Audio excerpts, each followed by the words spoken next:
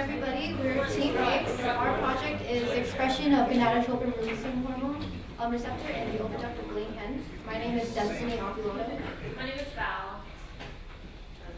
Alright, so through RNA sequencing, Dr. Misha's team at Manoa actually found expression of the gonadotropin releasing hormone receptor in the oviduct of the laying hen. What actually goes with the investigative question, does the gonadotropin releasing hormone play a role in the chicken egg formation? So that's the basis of our research, but in order to answer that question, we must know how the receptor is expressed through the oviduct of the laying hens specifically. All right, so a little bit of the background information. So why do we even care?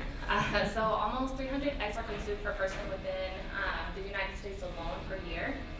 The human population is actually continuously growing. There's about 7.5 billion as a current population right now, and it's expected to grow in 2050 to 9.7 billion. Now, I guess let me use this little. All right, so we're specifically looking at this graph for the egg. So right here is the 2005 egg consumption, and expected to increase significantly, almost 50% in 2050. So over 10% of the eggs that are produced in poultry farms are lost due to the soft eggshell breakage, and the leading cause is the heat stress. So it's really important for us to understand the mechanisms controlling and regulating the chicken egg formation. So that way we can find solutions or develop solutions, better said, to increase efficiency and then reduce economic loss.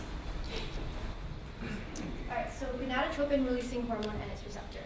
On the top here is a picture of the chicken gonadotropin releasing hormone, which is sometimes shortened by GnRH. It's a decapeptide protein hormone that binds to its conjugate 7-domain transmembrane G protein coupled receptor. These two molecules together are found to regulate reproduction in many vertebrate species, and is widely known for its function in the hypothalamic pituitary gonadal axis, where in the hypothalamus, gonadotropin releasing hormone is secreted towards the anterior pituitary, where it stimulates anterior pituitary to release gonads such as luteinizing hormone and follicle stimulating hormone, which act on the gonads, which would be the testes in males and ovary in females, to release sex steroids such as testosterone, estrogen, and progesterone, which in turn have a negative feedback loop on the hypothalamus and the pituitary to regulate the secretion of the GnRH and the gonadotropins. The gonadotropin releasing hormone has also been found to be expressed in extrapituitary tissues such as the ovary, prostate, and breast in women. And specifically looking at in chickens, the pituitary in chickens, the GnRH expression has been found to correlate with the reproductive status of hens. And here is a phylogenetic tree comparing the homology of gonadotropin releasing hormone receptor at a protein level with chicken and other species. You can see here is where the chickens are, and these numbers indicate how many percent similarity those species are with the chicken. This is interesting because on the bottom you can see where chickens are grouped, which is interesting because gonadotropin releasing hormone has been found in avian species to be regulated by photoperiods. And we can also see that between chickens and humans there's a 58% similarity, which can also entail that maybe our research can be applied to other species, such as maybe other avian species or maybe even in mammals in terms of reproductive regulation.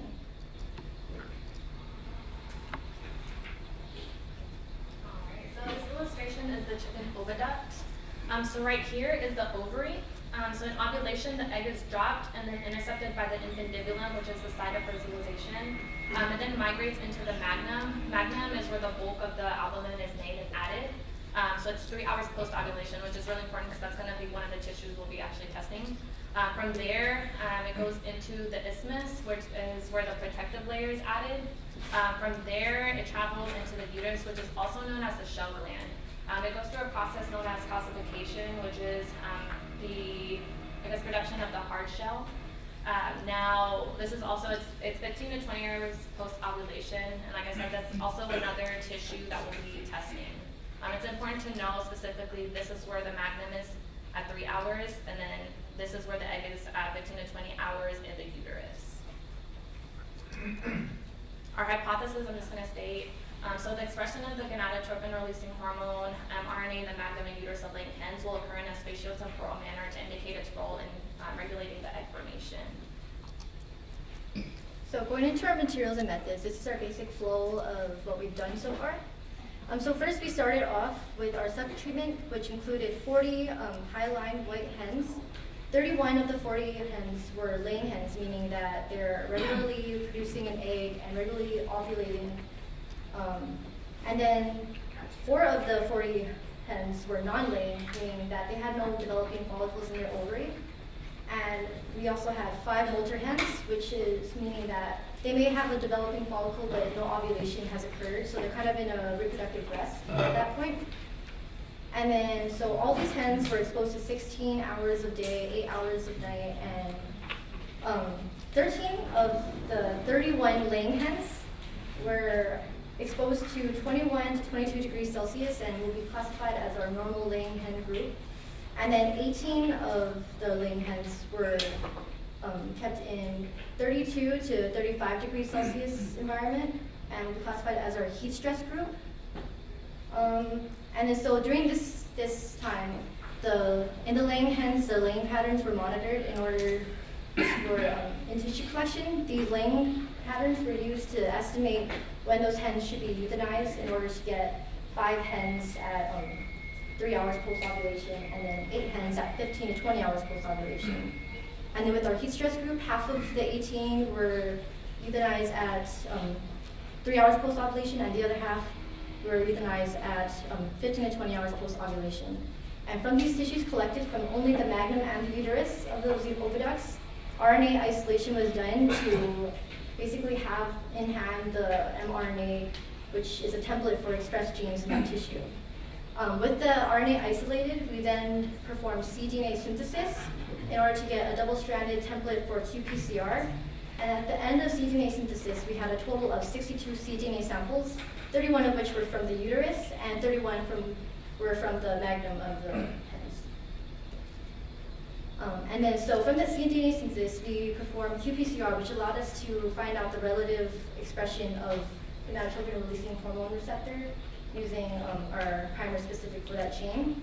And then next, after that, we analyzed all the data that we got from the qPCR, and so we could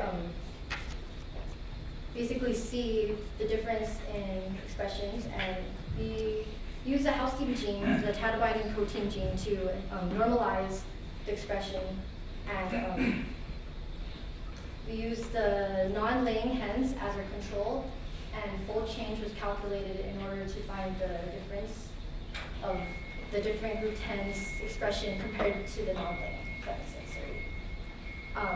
So yeah, that's basically what we've done. And then going on to results.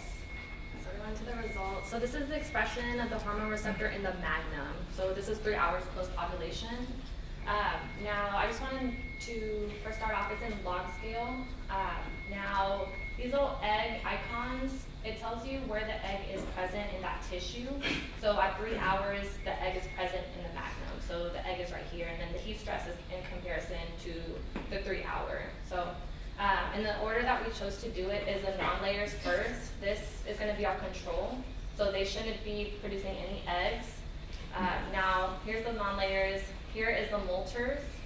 Following is the magnum at 3 hours, 15 to 20 hours, and then the heat stress eggs. Or hens, better said. So right here, there's low expression in the non-layers and molters. Now, in the 3 hour, there is a significant expression of the gonadotropin-releasing hormone, so the egg is present at that time. Now, this is slightly decreased, but remember, this is still in the magnum, it's not at the uterus. So this is after the egg passes, there's lower expression. The heat stress is slightly affected. So, but the main thing you want to capture from the magnum is that there was higher expression while the egg was present in those tissues. Our next one is going to be the hormone receptor in the uterus. So this is 15 to 20 hours post-ovulation. It had same, of course, the egg is going to be guess in the uterus at 15 to 20 hours. So the heat stress eggs is in compared to the 15 to 20 hour. So of course there's lower expression in the non-layers and molters. Now the egg hasn't made it to the uterus yet, so there's lower expression if you can see here. Once the egg is present in the uterus, the expression skyrocketed. And it is significantly affected by the heat stress as well. But like I said, the main thing that you want to take from these slides is while the egg is present, there's so much more significance and so much more expression compared to the non-layer, which should have very little to no expression. All right, so we can presume that the gonadotropin-releasing hormone receptor expression does correlate with the location in the egg, of the egg in the oviduct. In order to confirm the significance, we had to monitor the gonadotropin inhibitory hormone. Inhibitory meaning to block or to slow down. Okay, so we're going to be looking at the gonadotropin inhibitory hormone now, like I just said. It's also a peptide hormone that also binds to a G protein coupled receptor. And illustrated here, you can see how it acts, where the gonadotropin releasing hormone will bind to its receptor and activate the cyclic AMP activity, which in turn is what stimulates the release of gonadotropins. And now we're going to be looking at the gonadotropin inhibitory hormone, which binds to its receptor and to stop that cyclic AMP activity, and in end, it's kind of inhibiting the release of those gonadotropins. So this receptor is what we're really going to be looking at in the tissues. I want to point out that sometimes it's labeled as GnRH, or it's also GPR74 or NPFFR2, which this is the one that we're going to be mainly calling it, just to clear up any confusion. And then so the GnRH expression in the chicken ovary has been found to exert inhibitory effects on the development of follicles in the ovaries, and the GnRH seems to be regulated by sex steroids and sexual maturation, where younger hens seem to have a higher expression of the GnRH compared to older hens. So this is our results from the expression of MPFFR2 in the magnum. So what we really want to look at is in molters and non-layers, which are not actively laying hens, that the expression is pretty similar. I also want to point out that looking at this chart, we're really looking at how the expression in these guys compared to non-layers. So we can see that molters and non-layers are very similar, which is what we wanted to see. And that when the egg is there in the magnum at 3 hours post-ovulation, there is a decreased expression, about like a fourth of what is expressed in the non-layers. And then looking at 15 to 20 hours in the magnum, when the egg has already passed, the expression there for the receptor of the gonadotropin inhibitory hormone increases significantly, which is really a powerful statement, I think, because basically after that it's synthesizing the components for the egg, it's stopped and it's kind of kicking it into the stop producing more egg components. And then you could also see in the heat stress that there's, if we're comparing it, if we're comparing it to the heat stress to this guy here, because this is where the egg is present, there's a lot more expression of gonadotropin inhibitory receptor there, which can also be what is causing the decreased size in heat stressed eggs, because this is the site of albumin synthesis. And then going on, this is our data from MPFFR2 in the uterus. And here again, we can see that in the non-layers and molters, there's similar expression of this inhibitory receptor. And in the uterus at 3 hours post-ovulation, while the egg is in the magnum, there's slight expression. But once the egg arrives into the uterus, the expression is no longer detectable. And you can see we want to compare, for the heat stress, we want to compare it to this one here, and you can see that there's a lot of expression of the, almost pretty much identical to non-layers, which says a lot. And keeping in mind that the uterus is a site of shell formation, this is probably a reason that is causing the eggs to be so soft in heat stressed hens. So in conclusion,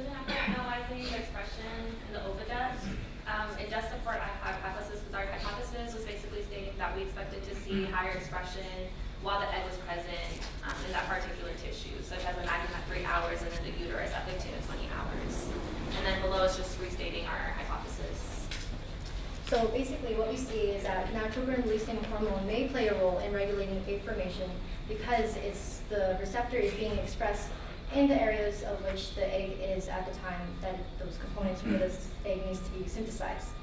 And the significance of gonadotropin releasing hormone activity on these tissues were confirmed by looking at the expression of the inhibitory receptor. And also in heat stress, gonadotropin releasing hormone and the gonadotropin inhibitory receptor were negatively affected. And that's pretty much all sorry, I forgot this part. Okay, so our ongoing project, we haven't, due to the time in summer, we didn't get to do the immunohistochemistry portion. Basically what that is, it's a process where you use antibodies to detect antigens on the protein of interest in like a particular cell for the tissue samples, and in our situation, I guess it would be the magnum and uterus. So that's just localizing the gene expression, so which cell is producing which gene. So that's going to be our next step following fall. And we would like to say thank you to Dr. Mukane, Dr. K, to David, to everyone who helped us. Dr. Misha, our project investigator who couldn't be here today. And we'd also like to thank those who have funded our research this summer. And we have just our references, and that's it.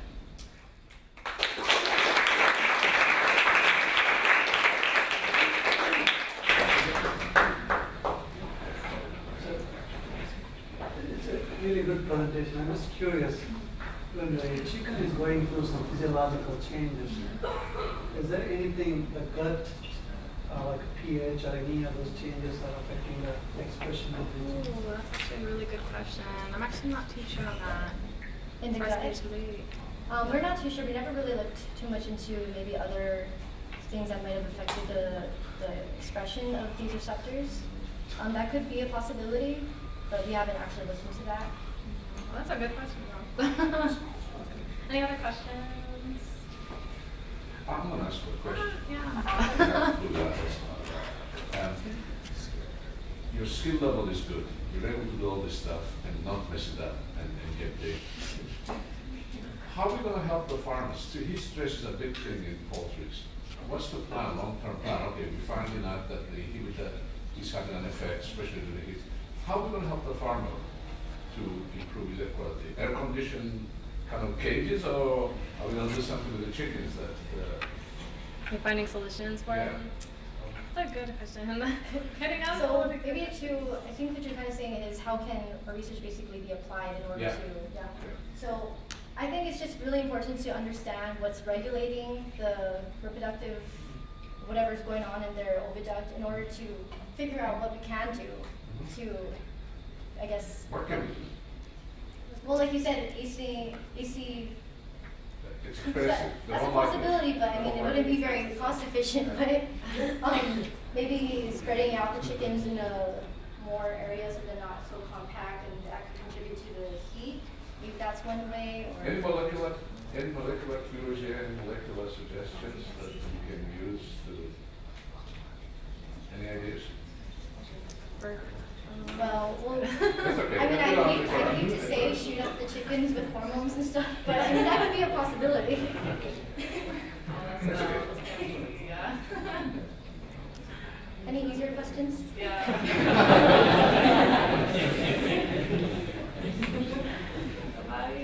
The main thing is you've done a good job. You know?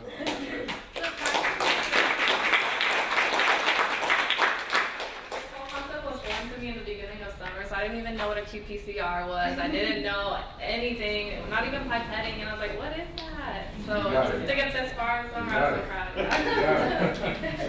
That segues nicely into, we always like to hear, you want to share some experiences, what you learned. What's your main takeaway from the summer experience, right? Well, a lot. I think Give us one or two. I think the hardest thing for me was having to sit down and read a whole bunch about chickens. Yeah. Mine was actually learning how to do qPCRs, how to do gels, how to run gels.